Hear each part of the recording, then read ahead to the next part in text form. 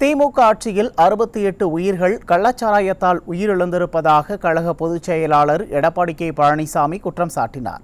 கள்ளக்குறிச்சி மாவட்டம் திருக்கோவிலூரில் நிகழ்ந்த பொதுக்கூட்டத்தில் பேசிய எதிர்க்கட்சித் தலைவர் எடப்பாடி கே பழனிசாமி, அதிமுக ஆட்சி அமைந்ததும் கள்ளச்சாராய சாவில் சம்பந்தப்பட்ட அனைவரும் சட்டத்தின் மீது நிறுத்தி நடவடிக்கை எடுக்கப்படும் என தெரிவித்தார். திராவிட முன்னேற்ற கழக ஆட்சி இருக்கின்ற பொழுது கள்ளக்குறிச்சி சம்பவம் உங்களுக்கு அத்தனை பேருக்கும் தெரியும். 68 உயிர்கள் இந்த கள்ளச்சாராயத்தால் உயிரிழந்திருக்கின்றார்கள். இந்த அரசு சரியான முறையிலே நடவடிக்கை எடுக்கப்பட்டிருந்தால் 68 உயிர்களை காப்பாற்றிருக்கலாம். இன்றைக்கு கள்ளச்சாராயம் விற்கப்படுகின்ற இடம் இன்றைக்கு கள்ளக்குறிச்சியுடைய மையப்பகுதி. காவல் நிலையத்திற்கும் அதுக்கும் ஒரு 400 அடி தூரம்.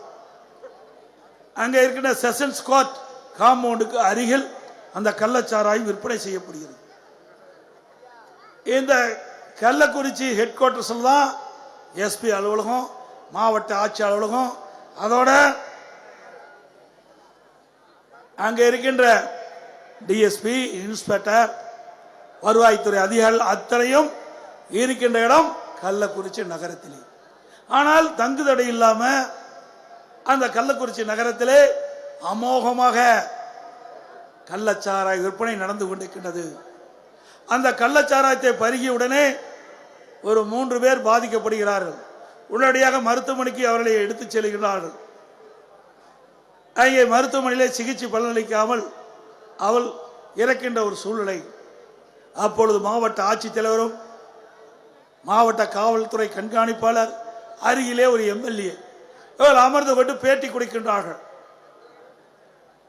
இது கள்ளச்சாராயத்தால் சாகவில்லை, பல்வேறு பிரச்சனையின் அடிப்படையிலே இந்த 3 பேரும் உயிர்ந்திருக்கின்றார் என்ற ஒரு தவறான கருத்தை சொல்லிய காரணத்தினால் அந்த 3 பேருடைய உடலுக்கு அஞ்சலி செலுத்த வருகின்ற பல பேர் அந்த கள்ளச்சாராயத்தை பருகியதால் அவர்களும் உயிரிழந்தார்கள்.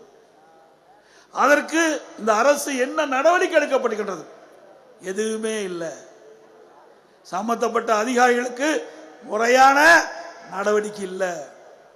விலைமதிக்க முடியாத 68 உயிர்கள் நாம் இழந்திருக்கின்றோம். பெரும்பாலானோர் தாழ்த்தப்பட்ட மக்களை சேர்ந்த பட்டியலத்தை சேர்ந்தவர்.